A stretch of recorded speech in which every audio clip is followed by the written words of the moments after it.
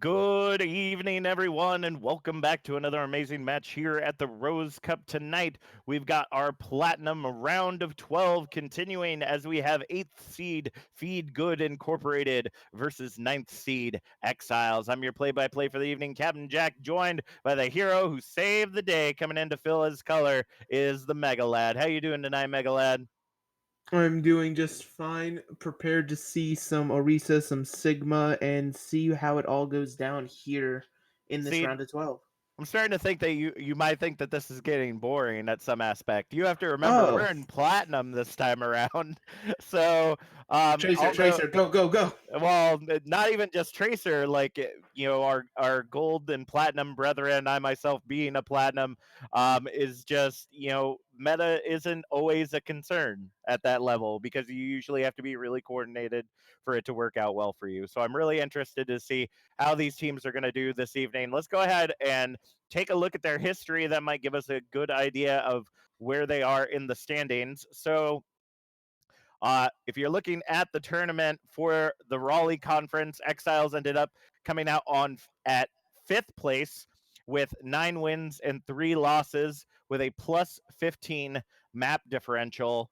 Swapping over to the Gary Conference is Feed Good Incorporated, coming in at 8-4 with a positive 15 map differential. So ideally, at least based on the numbers, these two teams should be quite even. And I think even if we go um looking at the playoff schedule of what these teams have been through, we might end up seeing much of the, or actually, no, this is the last match of the round of 12. So the winner of tonight's match will end up moving on to the quarterfinals against Team Direwolf this upcoming week. So this should be incredibly exciting. I am refing as well as casting, so let me go ahead and um, oh, thank you, Nee, for asking them if they're ready to go. Our first map is going to be on Lijiang Tower, which has not been a surprise to anyone, I believe, during the entire playoffs. It's just every single time we ask, it's almost assumed at this point that Lijiang is going to get picked. But before we get started, while we're still waiting on the teams, let's go ahead and introduce them. Coming in for Team Exiles on the defense, we've got Yoshikiki coming in with Pyro on the tanks, Laser and Sly Squaps coming in on the DPS, and Evelisium and Uni Barasu Suruba. I'll just say Uni. That's usually what we call Uni. So Uni coming in on the heels. Feed Good Incorporated, we have Frizzy and Sneaky Teagues coming in on the tanks, Cater Tot and OG Moon 59 on the DPS, and Dragon and Elysian coming in on the heels for these two teams. We're still waiting for them to go.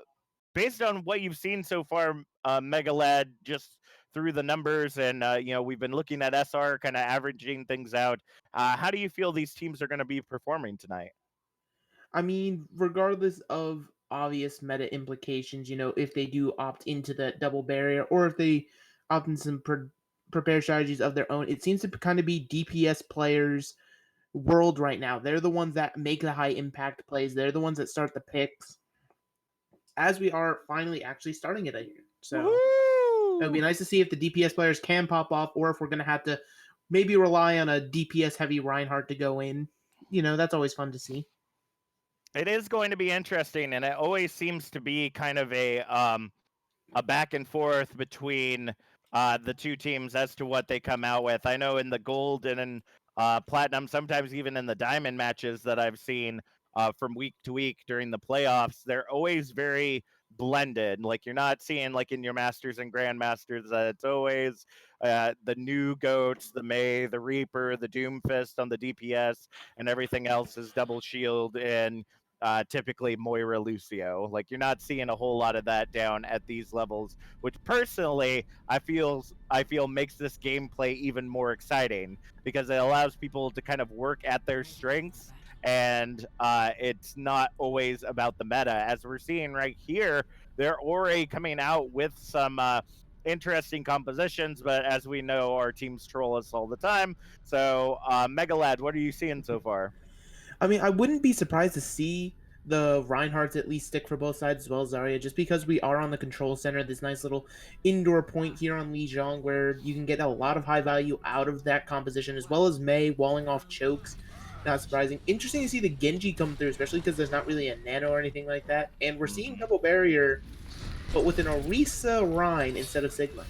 Yeah, that is really interesting. The Maywall Ore coming up for OG, looking to see, does get the pick there. Cater Tot able to finalize that. Is the 5v6 fight on the high ground as we see Feed Good moving into the objective, waiting for it to unlock in the next couple of seconds. Trying to separate out the Maywall. Cater Tot working in that back line, able to retreat back to the rest of the team as we see Yoshikiki getting back into the match. Ends up getting the fire strike on Cater Tot as Sky Swap's taken down Frizzy, so it's a 4v6 fight. Control has already gone to the side of Feed Good, but the fight is far from over as Sky Swap's able to get OG Moon as well. It's a 4v6 or 6v2. Man, I cannot do math tonight as Dragon ends up falling despite releasing the Coalescence. That's going to be a swap over to Exiles. 20% for Feed Good Incorporated, 5% in climbing for Exiles. I mean, it was just interesting the way Feed Good played that. They had a composition where they could have played passive, and instead they chose to aggro into the Genji, which allowed him to start getting kills, get the dash resets, and the fire strike kills coming in from Yoshiki as the re-engage starts here.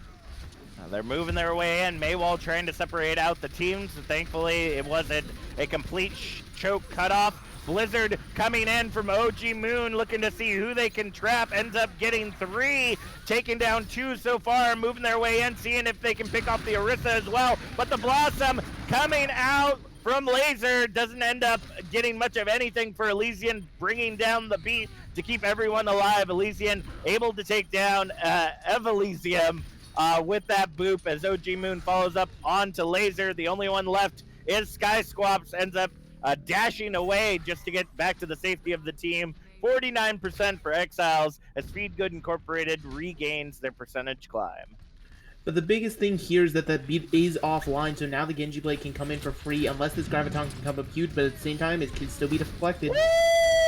That's the Shatter. Double kill, or double in the Shatter, rather, comes in as the Graviton trying to hold everybody together, but the beat drop from Uni saving the day. Here comes Sky Swaps with the Blade, ends up taking Cater Tot right out of the action. Trying to follow up on the additional kills as the percentages meet each other. Now Feed Good has taken the lead, 52% in climbing, as Yoshikiki ends up taking down Dragon. Sneaky Teak follows up on Pyro. That Shatter coming out from Frizzy, getting cleaned up by them and Elysian. It is a 2v4 fight on the objective and going to end up being forced off to regroup with the rest of the team. 70% in climbing for the side of Feed Good. Absolutely insane shatters from both Reinhardts here, especially Frizzy, able to turn that fight around for his team. But now we're approaching this category. We have the Blizzard online, and it's just going to have to be a huge hold here. Woo! The Blossom comes out for Laser, able to take down Frizzy.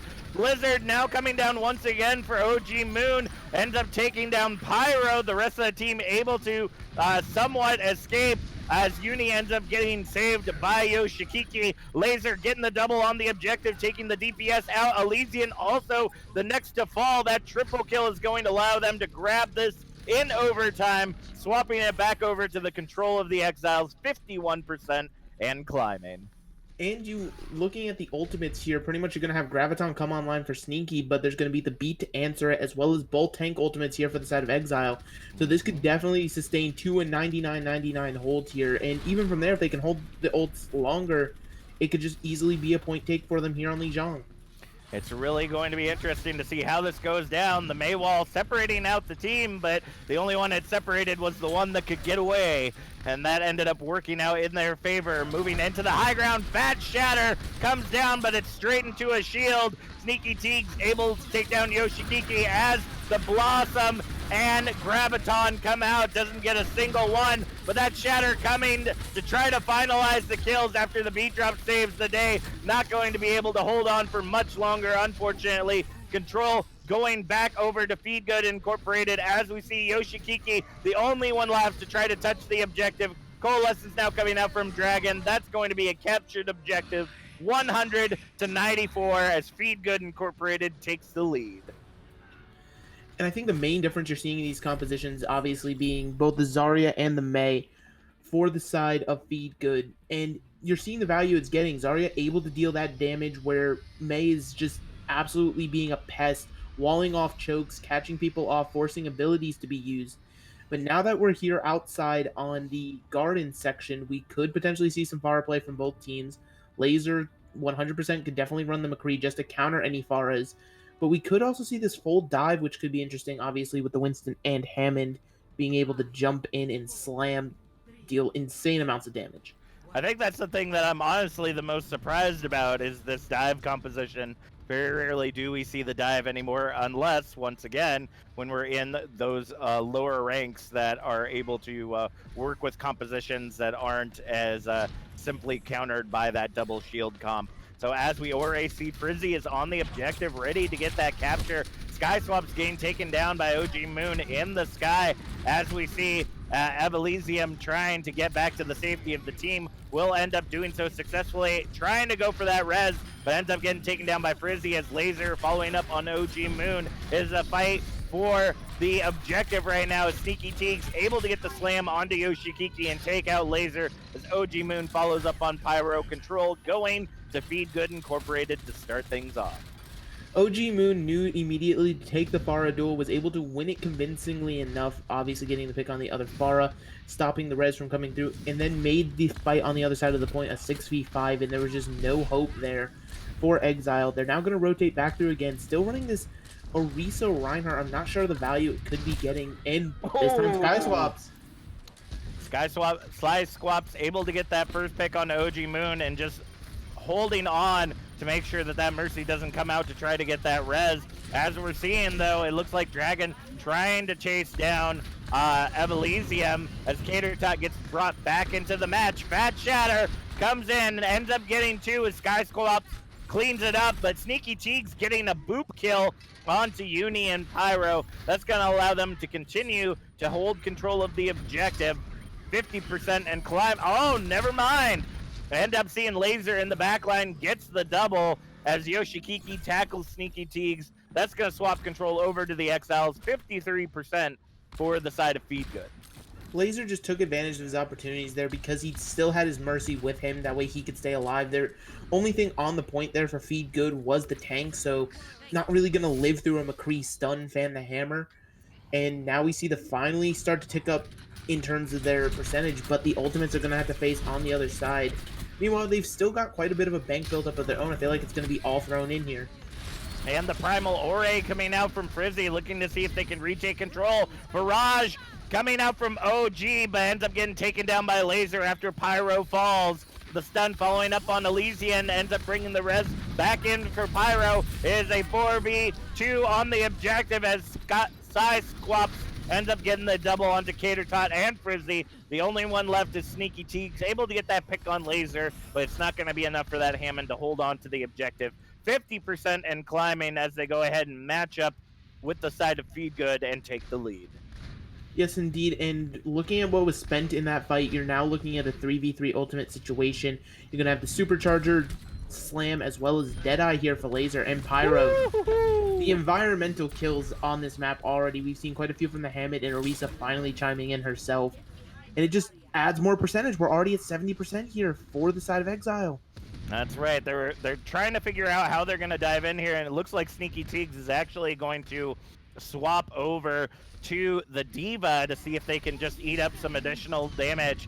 Here comes the High Noon as Laser taking down Elysian in the sky. Fat Shatter coming in, gets the one as they go ahead and start cleaning it up. Both DPS are out of the fight as Laser gets brought back in. Yuzi ends up following to OG Moon. Control of the objective still holding for the side of Exiles as they go ahead and capture it 100 to 53%, tying up the series 1-1 here on Lijiang Tower. And I mean, Laser there on the McCree was just putting on a clinic. There at the end, you do see the Diva swap come through for Feed Good, but he's still able to get the Mercy through with his Deadeye, and that just is something you can't allow to happen. If you're going to play this dive composition, you need to pick a target, jump it, and hope it dies quick enough for you to take advantage of your now 6v5. And every single time, Laser decided to shut it down with that McCree. absolutely insane skill. But now that we're back on a more indoor kind of point, where you do see the Mei, Ryan, and Zarya loaded back up here for feels good. So this is where they excelled, and let's see if they can make it work once more. And this is always a contention on this objective. We see both these compositions used fairly frequently. We are going to see the double shield, though, come out for the side of Exiles, coming in with the Sigma Orisa, as well as Laser coming in on the Ashe. So this should be incredibly interesting to see how they end up making this work. Maywall comes up, allowing Frizzy to take Pyro out of the action. And that Ryan's going to go ahead and get aggressive, trying to see how aggressive they can get against the team. As we see in the backline, Sly Squaps and Evelysium are trying to work in that backline, seeing if they can get a pick, but will end up being unsuccessful. Control going to Feed Good Incorporated as they start their percentage climb. Yes, indeed, and I feel like the aggression that they're being allowed to run here is showing when it comes to these compositions. An Orisa Sigma comp, they want to play slow. They don't want to aggress or anything like that. They want to wait for a pick to come through and then take advantage of it. But now they're being forced to be the aggressors in this composition. There it goes. Shatter comes in as well as the Coalescences. Uni and Sly Squaps able to get the double as Elysian and Frizzy tie it up. It's a 4v4 fight on the objective right now. May trying to hold on, gets taken down by Laser. Here comes the barrage as Sly Squaps gets the double, takes control of the objective. 5% in climbing for Exiles, 34% for the side of Feed Good Incorporated. And this is where, obviously, now that Catertot is switching over to the McCree, because there just was no answer to the Forest. She ran unchecked in the skies, unless Ryan wanted to point his barrier up there. But anytime he did that, he had Sigma Orbs coming at his feet. And now we're seeing the Ryan re-engage just super... That aggression and coming in very, very intensely. Frizzy able to take down Uni as OG follows up. High Noon coming in the back line, looking to see if they can get the pick, but will end up getting melted by Sneaky Teagues. 36% and climbing right now for Exiles as they try to hold on, but Dragon ends up getting Sly Squaps. They're going to swap that back over into the control of Feed Good Incorporated as they go ahead and match and take the lead here on Night Market. So obviously you have the Mercy switch first, which kind of gives the indicator. We're now having Sly Squaps over on the Mei, which allows a lot more zoning, but you can't take as much advantage with this composition of double barrier as you can with others. And the tanks are walled! Woo! The Mei wall comes up, but not able to take down Pyro, holding on for dear life. Elysian able to take down Yoshikiki, as well as Sneaky Teague following up on Uni. Laser winning the McCree battle to the side, taking down Catertot, but it might be just too little too late right there. 70% and climbing right now for Feed Good Incorporated. And think about it, even there's been no ults thrown, it's just been the walling coming through as Coalescence start. The Shatter comes in, Coalescence returning, trying to see if they can hold everything together. Bongos now popping out as well as the Amplification Matrix, seeing if they can push through. Laser popping off, gets the double as Uni falls to Sneaky Teagues. Laser ends up returning the favor, taking them out. It is the Laser Show. Laser is a laser-guided weapon of mass destruction, taking out every single member of the side of Feed Good Incorporated, grabbing control from the jaws of defeat and starting their percentage climb once again. But you still have to keep in mind what's online here for Feed Good. They have the Graviton, they have the Mei Blizzard, and as well as the Beat Drop to live this Gravitic Flux coming through from Yoshi. They have all of the tools in their hand right now. It comes down to Sly being able to build this Blizzard and counter Blizzard when the time is right. Oh, the Blizzard coming down, but so is the Gravitic Flux. Ends up getting frozen out as High Noon comes. Laser gets taken out by Teagues. Once again, Blizzard returns for Sly Squaps, but due to all the kills on the objective, they were not able to finish getting the picks after that Blizzard. Elysian able to get that final kill onto Uni as overtime ticks away. I don't think they're going to be able to touch. Nope, ends up getting booped away by the Lucio. Feed Good Incorporated taking the lead 1-0 against Exiles here on Lijiang Tower. And I was still a back and forth. I think this could be one of those series that does go the distance. Laser showing, obviously not here in the play of the game because this is Catertot, but Laser showing to put on an absolute clinic when able to play this hit scan. So going forward, that needs to be dealt with if Feedgood wants to guarantee this victory and head into our quarterfinals here in the Plat Division. All right, let's go ahead. Our next maps are going to be either Hanamura or Temple of Anubis. So Oh as I boy, go I ahead, wonder what people are going to pick. actually, it seems a little back and forth depending on how the team is feeling. So, I don't think I've seen Temple of Anubis once personally. really, I that's think I've all only I've seen seen Hanamura. is Temple of Anubis. So we've just been getting two sides of the same coin, it seems. I mean, yeah, it's definitely potential, but going forward, I think if you're opting into this for Exiles, Laser obviously showing to play the hit scan, you can get away with more hit scan on Temple of Anubis, so that would be the optimal play. If you don't want to play into that, obviously you're going to have to support your tank line more, and that's where you're going to want to go to Hanamura and opt into those type of compositions, as we do see them choose Hanamura here. Yep, it looks like that's where we're going to be headed, folks. Let's go ahead and get that set up for y'all. If this is your first time joining us, welcome. We are the Rose Cup. You're catching us in the middle of the Platinum playoffs between Feedgood Incorporated and the Exiles. If you're interested in knowing any other time that we're online, go ahead and hit that follow and bell at the top of your screen. You can also hit that subscription button, $4.99 or Twitch Prime or Amazon Prime subscription will give you access to some amazing emotes and badges and also just support this amazing community. So be sure to do that. Let's go ahead and see if our teams are ready to go. It looks like we're waiting on a few. So based on that previous match, it seemed like for the most part, Exiles and Feedgood seemed very balanced between the two teams. What do you think allowed Feedgood in the end to be able to bring it back, I like think it to was be just able to their take the objectives? I think it was just their unrelenting aggression because Mm. once the flashbang got used from Laser there when he was on the McCree, there was no punishing it. Frizzy absolutely being a DPS player, but on Reinhardt, something we saw back in the lovely, lovely days of the GOATS meta, still alive here and well, just Reinhardt swinging away. And then Sneaky Tag's also able to deal insane amounts of damage with that Zarya because she's just always at full charge. When you're shooting those bubbles, they go onto the Reinhardt. But it's definitely, it's something that can be countered, something that can be dealt with, especially with a nice little bunker composition. And if you're going to run a bunker, Hanamura could be the place to do it. So we That got to is see what true. these teams Well, run out on. it will be interesting to see what they end up picking for this first fight. And you called it, Megaled. They're coming out with the bunker. Laser and Sly Squaps coming out on the Bastion and the May. So they're looking to try to restrict access as much as possible. For the side of Feedgood, at least as far as we can tell, they're going to come out with the Orisa Hog comp to Oh, I see didn't know if we they had can Clockwork pull. Vendetta. That's crazy. Say that one more time. I didn't know we had Clockwork Vendetta referencing the Torbjorn picks and things like that. It will be interesting to see if that's what they end up coming out with. It doesn't look like that as OG Moon swapping over to the May. But honestly, this is going to be really difficult for them because you don't have a lot of long distance damage to be able to make sure that that shield continues to go down.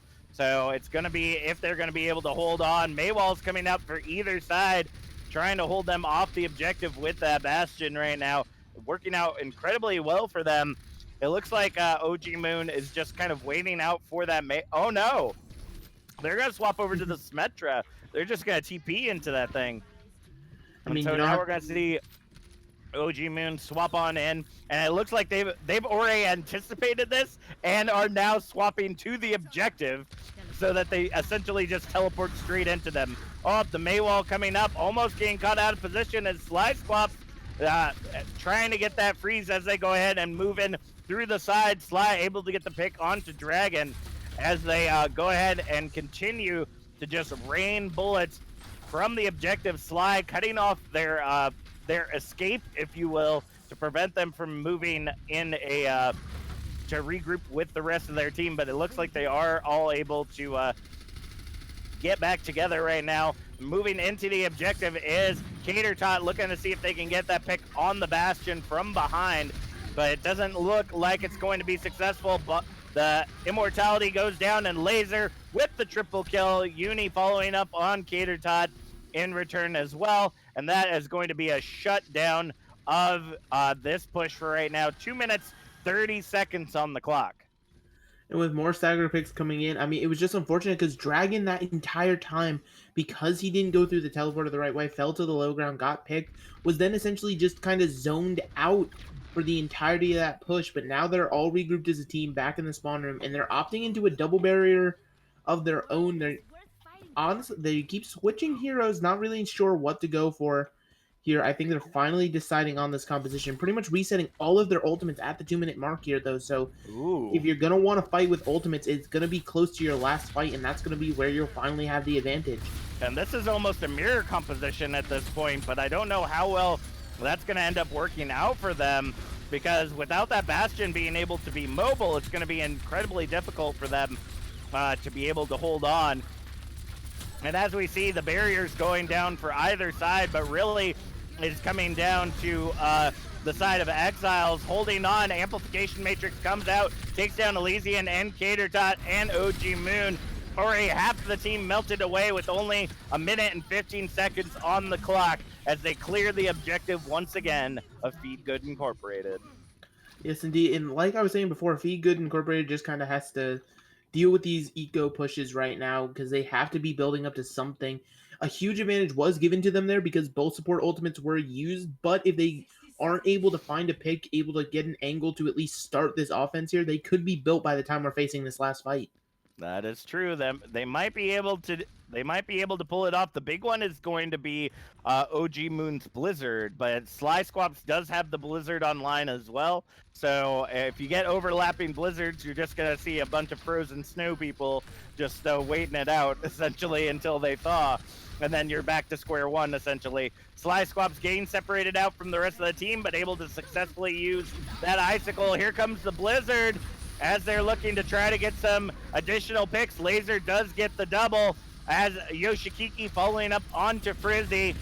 That's going to go ahead and shut down this push, but they've got to be able to push in and use that. OG Moon still is 20% away from that Blizzard, and without being able to touch or try to solidify that capture, Sly Squads is essentially distracting two members of the enemy team just by keeping them over on the side, trying to take them out. Is Laser able to take down Cater Top? Here comes the Blizzard in now from OG Moon, looking to see if they can get those additional picks, but the Gravitic Flux comes in, ends up taking down Sneaky Teagues as the res comes in for Uni. Coalescence following up by Dragon as OG Moon follows up onto Pyro. It is a 2v5 fight as we see now Cater Tot as the Tracer get back into the action. The DMAC comes in as Frizzy ends up falling to Uni. And we see in the backline, OG Moon ends up taking down both healers. The only two left on the objective right now are both Sly Squaps and Yoshikiki. They will end up falling to OG Moon and Elysian, and in overtime, they will end up grabbing the... Oh no! Not done yet! Pyro coming in now as the Hammond ends up getting frozen out. Nothing that can be done there. Laser also on that Doomfist gonna end up getting taken down as well. Overtime's gonna go ahead and tick away. It looks like they are going to end up giving up the objective. That's gonna add 3 minutes to the clock as they move their way into Objective B. Yes, but now they're stuck on this incredibly weird composition, so they're going to have to reset ultimates, Cater back over to the Bastion, and then you're seeing the swaps come through now. So once again, we're looking at no ultimates and OG Moon building up very close to that Blizzard, and that Blizzard is what gave them that overtime fight and started the chance for Feed Good to turn this around. Meanwhile, we have the bunker set up again for Exile here, so I think it might be another overtime fight where they'll have the chance to get this. Let's see if they can make it happen. We see mirror comps essentially coming out for either side as they go ahead and set up on the high ground. Immortality coming up, trying to hide behind the shields, but it's not going to be enough as, Cater Tot is going to end up getting the pick onto Laser successfully. The res comes in as Blizzard going onto the objective. Sly Squaps able to take down Cater Tot. Laser melting the rest of the team. The only one left is OG, and they're gonna get taken down by Laser as well. Team kill gonna ring loud and proud, but with all those ultimates used, That's going to leave them at a bit of a disadvantage with OG Moon coming back in with the Blizzard.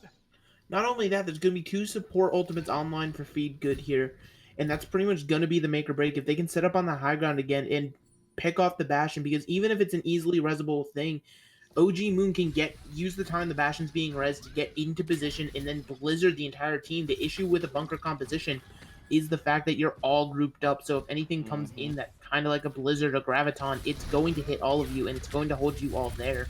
Nope, I agree with you there. The Maywall ends up coming up, trying to separate out the team. Immortality trying to hold, but it ends up being unsuccessful as they go ahead and move their way back closer and closer to spawn. The damage is just proving to be a little bit too much for Exiles to hold in that corner, trying to use the environment to their advantage as amplification matrix come out on either side. Coalescence now being popped by Dragon as Laser gets the double kill on the high ground, taking down Catertot and Elysian. That's going to go ahead and shut down this push for now. 40 seconds remaining on the clock, and Slice Swaps already has the Blizzard back online for the next fight.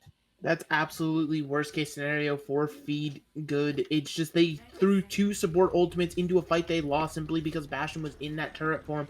And what's interesting enough is OG Moon, the position he was in that entire fight, he easily could have wrapped around on the flank, would have easily gotten the Blizzard in on all 6 members of Exile, and just for some reason chose to contest that high ground. And now we're seeing them go back to the high ground as a team. OG Moon down on the point. 10 seconds on the clock as the Blizzard ends up getting thrown down by OG Moon. Trying to hold everything together is the combination of ultimates. Blizzard now goes down on the objective, freezing a majority of the Feed Good team. Laser coming out in tank mode ends up taking down Frozy as Caterbot falls to Pyro, as well as Sneaky Teagues. That's going to be a clearing of the objective. Well, just barely. OG Moon able to hold on just that little bit longer. They were able to get 2 ticks out of it for them to be able to come in with that. Tank mode coming out for Catertot, trying to get back a little bit quicker, but not going to end up working out for them. They did end up with 69.6% on that second objective, though, so that sets them up really well if they can if they continue with this bunker v bunker battle. I mean, definitely, as we've seen on Hanamura and what we just saw from their point A attack, a full hold is completely and easily possible here on point A. And then because you were able to get those 2 ticks minimum all the way up to almost 70%, you also have that to work with if you're forced back to point B. And that was all because of the Blizzard. The Blizzard held them from getting onto the point, and just 2 ticks were given for free, just no contest. But I don't think you opt into the bunker v bunker here. I think you might want to try something else. I feel like Sombra could be utilized very heavily in EMP to break a bunker, or Pharmacy. A lot of teams like to try to run. Obviously, we won't really know what the attackers are doing until probably about 5 seconds before, but it's just coming into some ideas to throw around. So looking in here, it looks like neither team is going for the bunker v bunker, which is interesting. I'm almost a little surprised, to be completely honest with you, because if this teleporter strat proves to work, as we see Laser coming in on that Symmetra, it's going to put the rest of Feed Good Incorporated at a disadvantage, because they're all out here ready to fight at the choke, and nobody's going to be able to get to the objective quick enough, I feel. Yes, indeed. But, I mean, you're going back to what you know. You have this aggression, and hopefully the Maywall can let the Reinhardt get some picks, build up a Shadow extremely quickly. And Fire Strikes like that also allow your Shadow to be built extremely quickly for Frizzy. That's true. Coming in, Maywall ends up going up, using the teleport. They're going straight to the objective, using it essentially just as cover for them to be able to set up that teleporter. Then, as we see, OG almost getting melted by those Symmetra turrets right there. Yoch, Kiki, and Laser getting the double kill on the objective. That, I feel like this is going to be an easily won fight. Laser just melting through everyone with their laser. Just taking down every single person. Uni able to get that final kill onto OG Moon. And within a minute's time, they're going to go ahead and oh no! It looks like Elysian just holding off in the back. does shave a couple seconds off the clock, but not going to make a huge difference. 6 minutes on the clock as they move their way into Objective B. And I mean, the Symmetra is finding huge value with the wall almost built, but now half the team walled by a May wall. Ooh, that's not going to be good for them. Immortality goes up. Oh! The Shatter comes down, looking to try to clean it up. Barrier now coming out. Laser and Pyro able to get the double. Moving into the objective right now. Trying to hold on to see if they can. Cater Tot trying to get in that back line, seeing if they can get a pick. Here comes the beat drop in from Elysian, trying to hold everything together. It's a 3v5 fight on the objective as they're waiting for Yoshikiki to get back into the fight, coming in as the Hammond Blizzard coming down right now, but it's not really centered on the objective, but the teams are able to get captured in it. Sneaky Teagues getting the double, and that's going to be a clear, almost a clear of the objective right there. The only one still holding on is Sly Squaps, but that is going to be it, folks. Elysian able to take them out. It was a darn good fight, but that Blizzard just ended up shutting things down. Yes, indeed. But now we have the SWATs coming through. Obviously, the Symmetra is kind of one of those things where once you get the snowball on A, you run it for pretty much one fight on B. If it doesn't work out for you, you switch off. And we see Laser go over to the Widowmaker.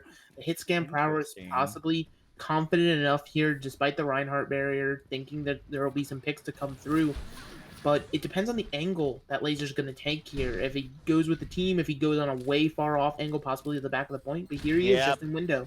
That's what we're seeing right here, coming in through the window. But Cater Tot's going to be looking to meet them as Elysian ends up taking down Pyro. Cater Tot is going to end up chasing down Laser as well. Shatter coming in from Frizzy, going in for the cleanup, taking down Yoshikiki and Uni is OG Moon. That's going to go ahead and be a cleanup of the fight in as Sneaky Teagues able to get that final pick onto Sly Squaps. 4 minutes remaining on the clock.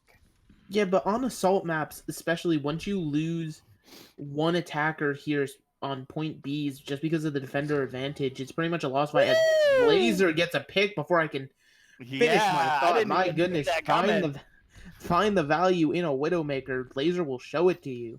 They are coming straight down. The Maywall ends up separating out the team. OG Moon ends up getting caught in that as the Blizzard coming down, gets both of the tanks. Pyro taking down Frizzy as Cater Tot able to take down the Immortality, but now Blizzard coming out in return from OG Moon ends up freezing up a majority of the team, and Cater Tot is just going to use that as free cannon fodder. Gonna go ahead and take all that on. The only one left on the objective right now is Elysium, and they're gonna go ahead and find their way, or try to find their way to it. Nope, they're just gonna get trapped. Not gonna be, oh no! They did end up getting the Wraith back just in time to be able to get back to the safety of the team and regroup. 3 minutes remaining on the clock.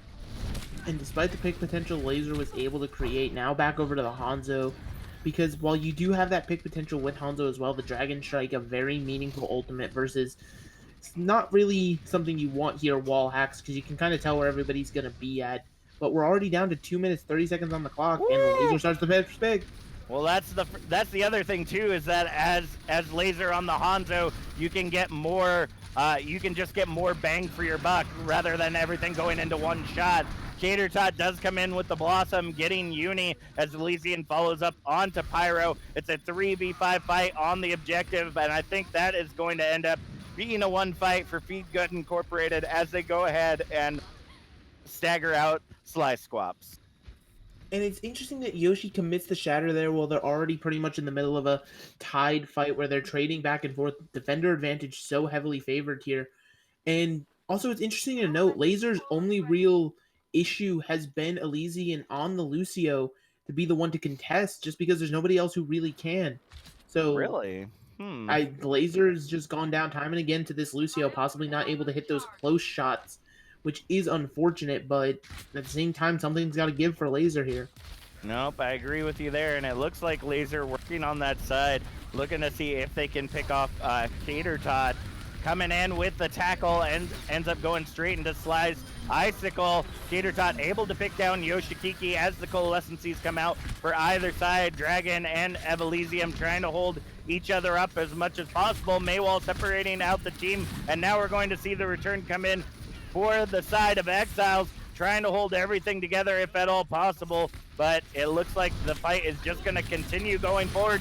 Sneaky Teagues coming out with that sneaky graviton when they thought the fight was going to be over right there. Cater Tot and Sneaky Teagues going to go ahead and come in and clean that up. 50 seconds remaining on the clock. Not a tick to be had by the side of the Exiles. And you throw Graviton in there because it allows you to build up closer to your Blossom. You'll pretty much have that on. You'll pretty much have every other ultimate online, actually, for the side of Feed Good. Meanwhile, you're just working with a Blizzard and a Dragon Strike, a hope and a prayer, if you will. Possibly if Yoshi can get some swings, the hammer could come in massive. And they're still going through this top angle despite the May walls from OG Moon being absolutely superb time and again. Well, the thing is, differently this time around is that the teams are incredibly separated. Feed Good is just kind of all over the place. Laser trying to get out of there, gets picked off by Frizzy as we see the Venn diagram of blizzards going on right now, since it came down a little bit later and clearing Exiles as they get caught up in the blizzard. Dragon Strike coming in, but not going to be able to touch the objective in time. Feed Good Incorporated walking away with the 2-0 here on Hanamura. It's just baffling because you kept running into that May. Obviously, the May on the other side, Sly, able to do some stuff as well, but just so powerful here on this objective she is with the how narrow chokes can be, and the Blizzard pretty much covering the entirety of the point can single-handedly flip it in most cases. I mean, going into the half down 2-0 already, though, that's not a place you want to be, but brooms aren't in the closet all the time. They can still be out and about. I'm not for certain where you were going with that brooms comment, but reverse sweep. Reverse sweep. Reverse sweep. I gotcha now. I tried. The one thing that I'm out of here later. One of the things that I kept finding interesting, though, was just the timing of ultimates. OG Moon continually holding on to that blizzard until it got thrown out by Sly Squaps at the beginning of the fight. Every single time, that blizzard always came down second. And so that does come down to a lot of Q-based timing, making sure that you're allowing your enemies to plan out their ultimates first and trying to counter them, vice trying to lead in with ultimates, or just trying to be strategic about it. Like if you're going to pop the blizzard, make sure you pick off OG Moon so they can't counter it like as soon as you throw down yours, because you know that they have theirs ready to go as well. So definitely going to be interesting to see. Keep staying tuned. We're going to go to a quick 5-minute halftime break. We'll be back with more Rose Cup action in about 5 minutes.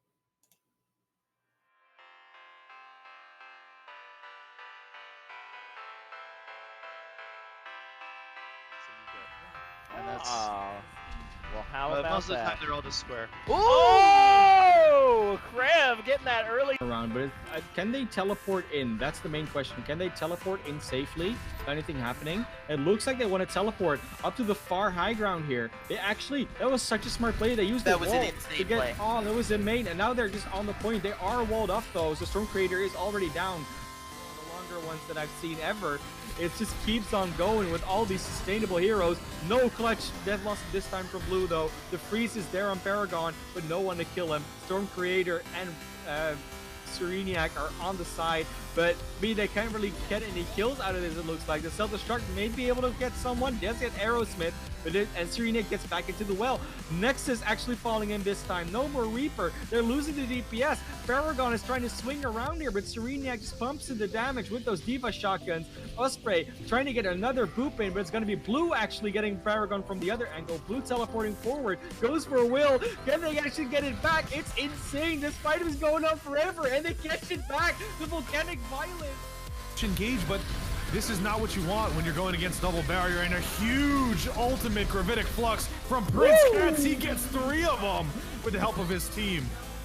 Awesome play there. To the rock accretion, kind of just taking a little bit damage down, and of course the first kill going to be coming over to Very Cool, who was playing on the Hanzo, so unfortunately he's not going to be able to get any picks here. Voltage doing a good work here of cleaning up the kills as this power of the May here, walling off connection lost, preventing them from getting onto the team. Nyquist tries to come in, gets counterpunched by No Karen. In fact, she just says no right back, and you see, damn it, Karen, wall going up, charge coming in from Despair, the power really of the combination with the Mei, and that's going to be a push to choke to hold them here. That's really where they do well, even throwing Meteor Strike out with the Shatter. Nice combo. If Loco can get it off early, that's gonna be the biggest thing if they see that Nano Blade coming.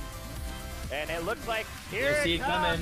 Speed drop's gonna come. Oh no! The Gravitic Flux and the Blizzard come in. Ursa able to get the double with RDK popping the Blossom. Defense, though, we're close to the defensive ultimate, so they're going to be a little bit of pressure if that Nano Blades hits right now, and it does look like it's going to come out. Oh, it's only the Blade! The Meteor Strike gets 3% Widowmane! This is a disaster! The Blade came out, and the Nano wasn't even used with it because Rifticle was under too much pressure, so that means the Blade will get 1, maybe 2 kills, then rush in when you see an opportunity. And they're taking it a little bit slower now, so it might be good taking that device straight away. But the Barrage! The Rock ends up taking out the Barrage. What? That's incredible right there. Like, it's... And we'll see that there with the Coalescence being used to try and hold it, but it's not going to work. Yes, the Bongo will take down the Fist will take down the Bongo, which is nice to see, but Maddie's surprisingly going huge here, getting the kills, which is the power of Doomfist. Idea on that one, Vaporous able to follow up there onto Lord Yukon. It's a 5v6 bag, as again, Voltage, obviously, as we saw in chat, has some wings right there, getting to the high ground, melting anyone that didn't realize that they used tank mode to get up onto that high ground. We're going to see Lord Yukon, the only one left to try to hold on to the objective, get melted by Voltage. We see the Amping on the Desi, so it's still going to be that 5 in. The res comes on to Bastion, so all was for naught in the end. Bab goes down. Immortality Field was dropped on the carpet, it was shredded by the Bastion. Hammond just trying to stall eyes, but getting Sigma 9! That's so unfortunate. Finds Volta and Portal with a charge kill on Define. That's 2 quick kills, 3! This Reaper will fall. Pilot will fall as soon as they get out of this race form, unless they get out with the TP. Looks like they're just going to try to stall out points as much as they can, but a quick swap at around 20% is going to come through for the Smilers. Comes back with a res, and now the window of pain coming down for XC. I don't think we're going to see Phantom use this barrage. Maybe he's going to drop down and use it on the tanks. He's trying to turn it around for his team, and he's able to pick off 2 with that? How does that happen? Fight on the objective as we see the tackle come in from Captain. Ends up getting taken down by Starlock. Oh my goodness! Phantom with the triple kill starting off already, and they haven't even grabbed the objective yet.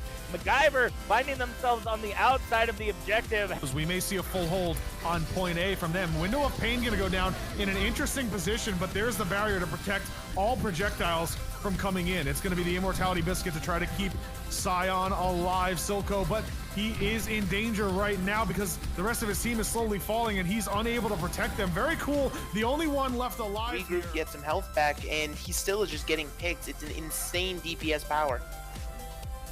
Uncontested second point capture. Blue goes down. The Shatter falls from Paragon. The Blizzard to follow it up. I don't think anyone's getting out alive over here. What a beautiful follow-up. And they have the ultimate, so why not use them? Pacifist last to fall. Looking for it, and it's going to be really difficult for anybody to catch him out. Wait, can the Lucio see him? The Lucio sees him. Lucio sees him. He's stuck in there. The nano charge. Oh, takes down the Reinhardt. Ranter with the nano boost on the Fortal. Oh, but Fortal with the double fire strike off the nano boost. Gets revenge on Joe Biden, takes him down. The Immortality Field for Jacques does not last any longer. And Wooby, huge barrage, takes down 3. Can we make it the 4th? There goes the 4th, and it's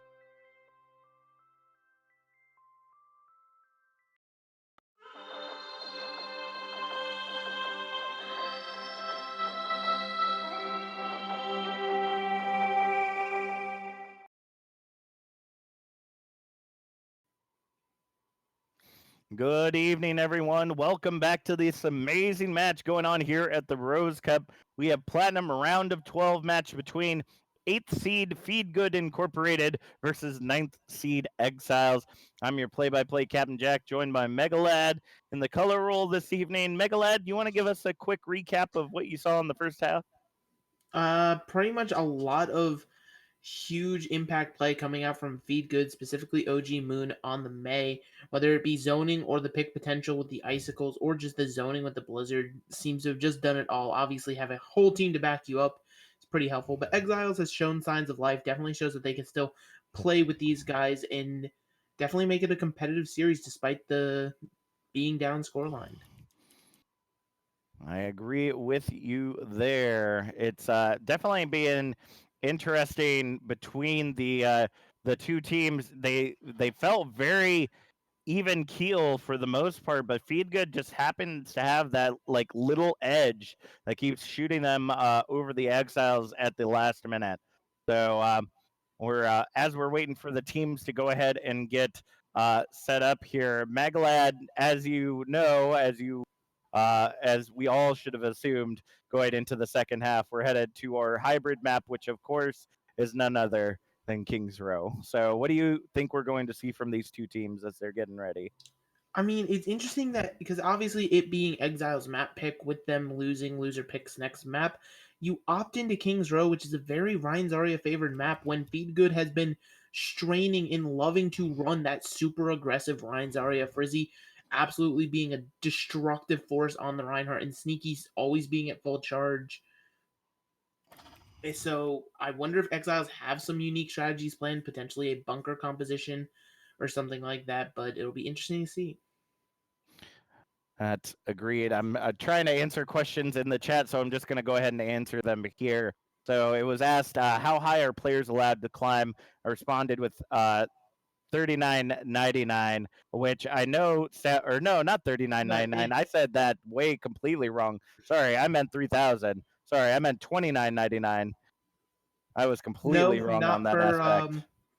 No, for climbing here in the Platinum Division, they're allowed to climb to $34.99. $34.99. See, you're my not allowed to numbers are jump off. Don't even listen to me at this point. The general rule is you cannot jump 2 division or 2 tier levels in the game. So you can go all the way up to $34.99 since you are in the Plat games right now, and it will be a-okay.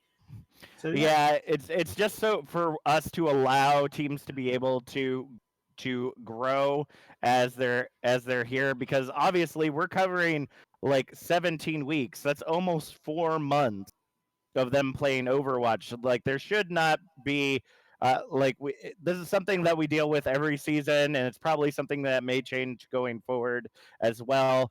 Because we want to allow teams to be able to feel like they have room to improve, and there's always this battle between like, oh, like the average isn't, the average of the teams isn't in platinum anymore, and yada yada. And it's like, but that balance is just so difficult to like really get down to a science to make sure that everyone has it. We'd either have to do like a shorter tournament so people don't have as much time to improve, or something else. I'm not for certain what that answer is, because I just run the media team. So want to give some love to its_Night Daniel in the chat, subscribing with Twitch Prime. Thank you so much for supporting this amazing community. Megalad, what do you see going on in the match as they're getting ready to attack? Well, obviously Exiles getting their crack at defense here first. And we see Laser back on this Widowmaker. Has shown hit scan prowess this entire match, but it hasn't been enough to get Exiles that edge. And Sly Squaps, I got pointed out I'm saying it wrong, so I'm going to try my hardest to say it right. Sly Squaps on the Junkrat, interestingly enough, but OG Moon mirroring the Widowmaker, possibly seeing a double snipe, as I say it. As you say it, then it doesn't happen. It's fine, there's still a Hanzo in play. Sniper v Sniper, go. All right, moving into the objective. The Maywall comes up, but the tackle going in return allows Laser to get that pick onto Cater Todd. I'm actually kind of surprised that Yoshikiki still is up in this match, getting some amazing protection from their team, being able to hold on despite being walled off right there. That's going to go ahead and push them back for just a moment as they're waiting for Cater Tot to get back into the objective. Maywall coming back up, not really separating out the team, but more so just kind of narrowing their field of vision to be able to combat this attack. Barrier going down right now as Coalescence coming out from either side of Elysium, able to take down OG Moon early in that fight with that Coalescence. And the sniper battle going on between Cater Tot and Laser is proving to be high right now, as you see shot for shot around the entire team's battling it out there in the middle. 3 minutes remaining on the clock as we see another reset come in for Feed Good Incorporated. I think the issue here is just this, like they're just not playing the Maywalls as the shatter comes in fast. That fat shatter comes in but gets canceled out by the beat drop coming in from Elysian. Sneaky Teagues and Frizzy gonna go ahead and clear the objective for now. Sly Squap's the only one left along with Laser near the objective to try to hold on, but they're just gonna go ahead and give it up. Ooh, Sneaky Teagues gonna get that final pick as they are essentially running solo to push the team back as much as possible. 4 minutes 45 seconds on the clock now as the payload gets unlocked and they start moving it to objective 2. And unfortunately with that fight, Yoshi, while landing a pretty substantial shatter onto most of the team, Frizzy was still up somehow as they're now aggressing even further. Woo! Beat drop now coming in from Uni, trying to save the day as they get caught in the Graviton, but the Coalescence coming out in return, along with that swinging hammer, is just going to shut everything down. The aggression right now that is coming out from Feed Good Incorporated is allowing them to just move all the way to objective number 2 as the payload slowly moves its way to its final destination. And like, this is what I was talking about. I don't understand why they opt into this Ryan Zarya duel. We've seen it all series. Frizzy and Sneaky with the speed boosts perfectly timed by Elysian, just going in and out without a care. The Reinhardt seemingly never dying, Heal's always being there, and he's getting the picks for his team. It's almost like the sniper duel didn't even matter because even though Catertot didn't really show up in the kill feed, Frizzy did it all. Woo! Here comes that tire coming out from Sly Squab, looking to see if they can get a pick, and doesn't end up getting OG Moon before they get icicled up. The Maywall coming up right now, trying to separate out Exiles once again, but going to end up being unsuccessful. OG Moon and Catertot are actually finding themselves behind Exiles, getting separated out. OG Moon doing something? But that's the thing, is anyone know OG Moon is there? As we see, Yoshi checks it, does not actually know, does not know that OG Moon is there. Yoshi literally, it looked like you at OG Moon and then just walked away. Just walked away. And so now oh my goodness, from behind, and they just don't know. The absolute insane positioning. Oh, the blizzard coming out from OG Moon could have been stopped if Yoshi would have called it out. Frizzy does end up getting taken out, but Sneaky Teagues coming in with that big old laser gets the double in return. No tanks for the side of Exiles as they continue to try to hold on to this objective. A laser able to get into that icicle at the last minute to continue trying to hold on with the rest of the team, but I see a Graviton Dragon Strike coming online right now as they go ahead and push into objective number 2. 2 minutes remaining on the clock. Blizzard now coming down for the side of Exiles as they try to clean up. They end up finding themselves being very unsuccessful. Elysium able to get that pick onto Frizzy before Pyro and Elysium get taken out. Objective 2 is captured. 3 minutes, 15 seconds on the clock as they go ahead and move into objective number 3. But you threw your Blizzard and your Graviton into that for the side of Exiles here, so now they're going to have absolutely nothing. This beat's going to have to be massive to save them from the Graviton Dragon, which is still online, as well as Frizzy Shatter, which could come in for the follow-up. That is true. Beat drop coming into the Graviton Dragon Strike, trying to hold everything together. Catertot coming in with the quad. Just was not enough for them to be able to hold on. The only one left is Sly Squaps, trying to see if they can get that boop on the objective. It ends up being unsuccessful as the Fire Strike takes them out. We're now going to see Pyro coming in as that Hammond getting shattered into oblivion. Blizzard now coming off as Elysian. Boops laser right off the side. That's going to be objective 3 captured. 2 minutes, 18 seconds on the clock. And I mean, you're opting into this war that unless you're going to aggress right back and prove to gain advantages, you're going to lose every time, because this team, for the side of Feeding Incorporated, they just like their ults are synergized perfectly. They know what to commit to a fight before it's lost, and then even after that, they can still make it work with what's left in the tank. And Exile just kind of looks lost. They're just making swaps on the fly, hoping that something sticks to this board because right now they have nothing.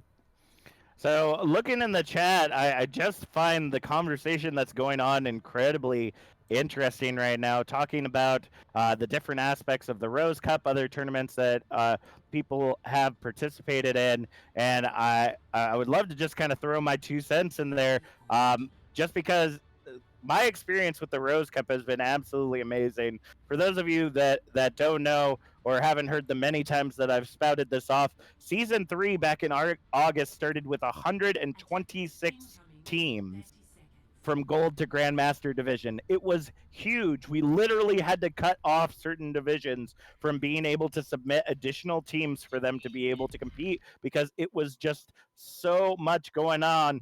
And it looks like we've got a DC, so while we're waiting for that, we've got additional time to talk about this aspect.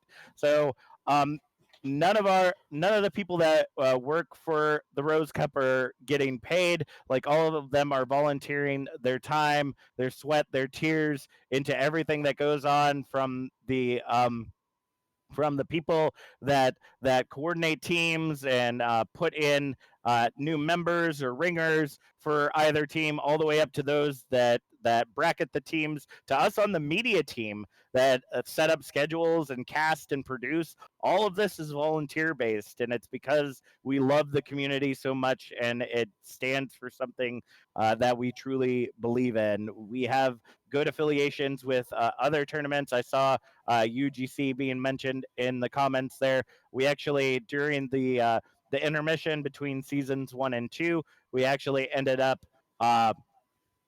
doing what was called a community crossover cup, where we had different diamond teams from other communities essentially compete against one another in kind of this unity way. So it has just been an amazing experience. It's a lot of work, believe me. It is a lot of work, and if you are interested in joining that community, just head to the rosecup.org.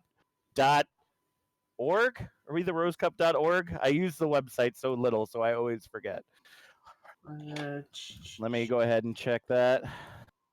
Hold up, I It got should be it should be in the Twitch Yep, it is the below. Rose Cup. It is the rosecup.org. Rosecup.org. Check that out. It does have all the links to the different applications on the website. You can learn about our history, the different positions, things like that, and find a way to get involved if you're interested. We would definitely be glad to have you. Let me go ahead and check if the teams are ready, since we've got our DC back.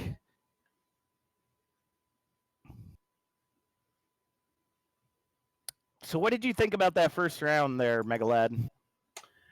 Coming back into the game, I mean, it's really just the same tale to be told over and over again. There's just needs to be some kind of footing for Exiles. They've got to, I feel like they have something in their wheelhouse they've yet to try, and if they can just finally bring that out, hit the right counter at the right time. Glazer's been insane all night, even in situations where they aren't allowed to be insane, so you have to try to make it work. As we see the attack come here, and it looks like this could be the composition here. The pharmacy as well as a nano for either Ryan or Genji.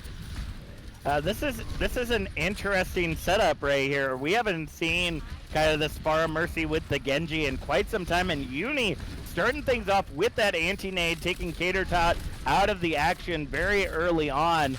The biggest issue that they have to this is going to come down to OG Moon, because with that Blizzard, that area of effect damage is just going to continue to shut this down if at all possible. The res gonna come in for Sly Squabs, but Elysian gonna get taken down by Elysian as Pyro follows up onto Frizzy. They're continuing to fight their way into the objective and are successfully starting to capture it, but Yoshikiki gets separated off from the rest of the team. First tick does end up getting captured as Sneaky Cheeks getting the double kill on Uni and Laser. That's going to go ahead and clear the objective, but one tick is captured by the side of Exiles. And it seems like this is finally working for them. The anti-nades need to come up a little bit bigger, though. Obviously, able to get picks with them and getting them where they matter most, but That's going to be your key to victory, just because the healers for both Dragon and Elysian are insane. And Catertot now on the McCree as well possibly creates less pressure on the tanks. No Reaper in sight, so you can kind of just swing away if you're Reinhardt. Let's hope. They do have the sleep dart currently in on Frizzy as they continue to work their way in. The shatter comes down, but ends up landing straight into Frizzy's shield. Yoshikiki trying to use that nano to their advantage, but ends up getting frozen out by OG Moon, continuing to hold on to the objective. 2 minutes on the clock. We're going to see Exiles go ahead and retreat back to the spawn to regroup. Yes, indeed. And once again, 2 minutes off, already burned off this clock. You need to get this payload moving because you're looking at the time bank on the other side, 2:18. So you're going to have to finish with at least 1 second in the clock to hope for overtime rounds and not just fight or force a draw here. But at the same time, this aggression that I've been hyping up for the side of Feed as they start with the Graviton. Graviton coming in, looking to see if they can clean up on it. The Coalescence coming in to try to support that damage and does end up taking down Uni and Yoshikiki. That's going to go ahead and push them back to spawn once again. 1 minute and 20 seconds on the clock. Looking back in the chat, getting questions about SR when the season starts and whatnot. All of your questions, just look in the rule book at the Rose Cup website, therosecup.org. It's quite a long document, but it really explains out everything. Like the team averages at the beginning of the season have to be within the platinum limits, but we do give you room to kind of grow and expand as things go on. Shatter, though, coming in from Frizzy, looking to see if they can clean it up.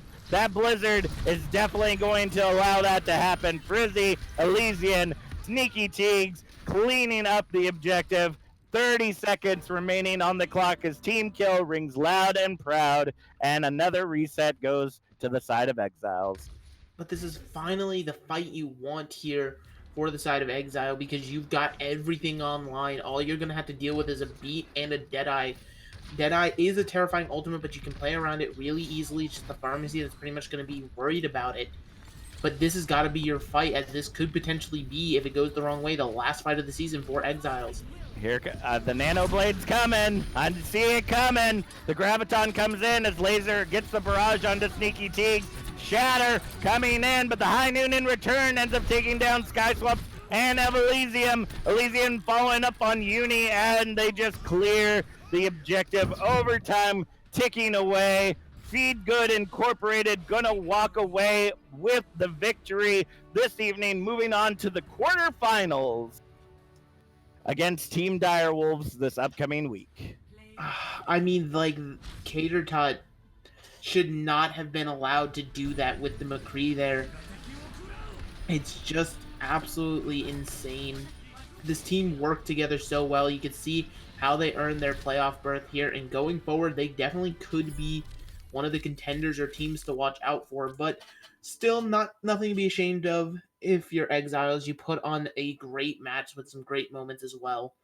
So all in all, pretty good game, I'd say. Hey, it is what it is here at the end. Go ahead and start blowing up the chat with y'all want to see walk away as your player of the match this evening. Megalad, you want to go ahead and start us off? Oh my goodness. So Feed Good Incorporated, you can truly pick anybody on this team, from this stellar DPS play of both Cater and OG. The supports who kept everybody alive, and even though the supports are the ones that kept everybody alive, I personally have to give it to Frizzy just because I love seeing Reinhardt act as a DPS, swing that hammer, and just nothing stop him. So Frizzy, you have my heart, and I hope to see you do well because you just kill things. I'm honestly going to have to give it to OG Moon, and not because of necessarily all the flashy plays, but it really came down to a lot of timing on OG's part, especially as that May. Not all the time are you going to be able to get those floods of kills, but timing out ultimates, using them more so in an advantage to take the team off the objective, or take the team out vice off of the objective. Many times we see ultimates like Blizzard used on a control objective to be able to kind of move them off, but it doesn't end up finishing up the fight. It just kind of keeps them off the objective for a little while, and they're able to move back in, and sometimes they end up taking it in the end. OG Moon was really planning out those blizzards ahead of time, throwing it to where the team would end up retreating when they heard the blizzard come out. Because as you know, it does take a couple of seconds for them to be able for the blizzard to activate. So if you don't see it absolutely come out, you're not for certain where it ends up really going down. And I think OG Moon saved the day many a time by those timed out blizzards and those amazing shots that we continued to see throughout our matches. Looking in the chat right now, Kursexy saying laser popped. And Shek Z3 saying, great casting, guys. Have a good night. So yeah. Thanks for coming. Thanks for being out here with us. We definitely are glad to see you all. It looks like the teams are coming in to say their GGs to one another. I hope you all enjoyed this evening. We don't have the schedule up for this upcoming week, but typically our matches are Monday through Saturday, 8 p.m. to 9 p.m. Eastern Standard Time. So if you want to make sure that you know when we go live, then you need to punch that bell at the top of your screen, as well as hit that follow, heart, support our community by showing your love, as well as hitting that sub. If you want to throw a couple bucks our way, $4.99 or Twitch Prime or Amazon Prime subscription will give you access to some amazing emotes and badges, as well as support our amazing community. And in the weeks to come, we've only got a couple more weeks before the season ends. As you know, we do have our Matcherino as well. Look a little bit higher in the chat. You'll see a link to it. Currently sitting at about $400. That gets divided up between our 5 division finalists. So whoever ends up taking away the victory, which I believe the first finals is supposed to be sometime this week for the gold division. So if you want to go ahead and feed into that, you can either donate directly using money, or you can even complete little quests like sharing posts or liking posts on Facebook, Instagram, or Twitter to be able to earn a little bit of extra money for that prize for our teams. Anything else we want to put out there, gentlemen? Alrighty, that's going to be it for us here at the Rose Cup. Want to give a special thank you once again to First Night of Knee for producing, doing an incredible job and really holding down the fort while I've been in school. So I cannot thank him enough for all the amazing work he does for us. My name's Captain Jack. And I'm Megalad. And we'll see y'all next time.